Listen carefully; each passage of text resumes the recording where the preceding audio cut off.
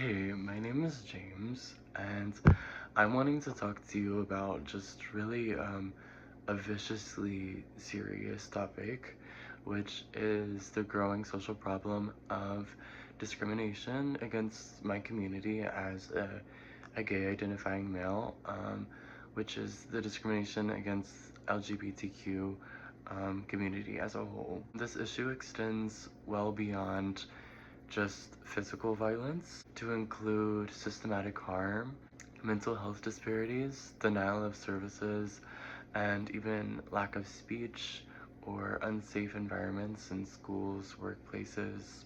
And this is all in North Carolina.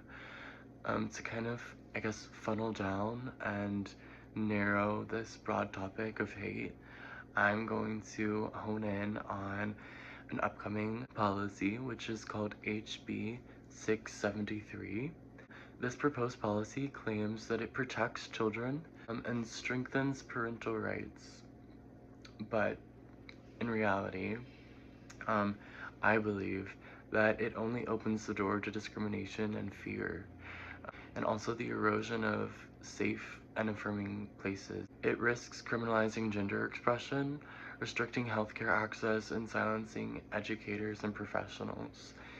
It's worded extremely vaguely, which I personally feel only adds to the confusion and therefore overall legal risk of the policy as a whole.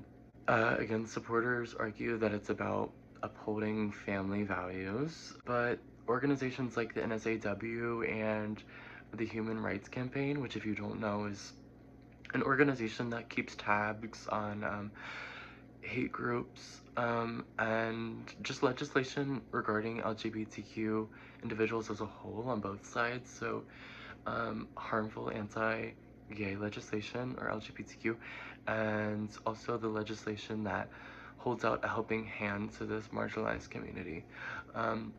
They both heavily oppose it because it goes against core values. So with the NSAW, this would be like dignity and worth of a person, while the bill's supporters see it as a protective measure.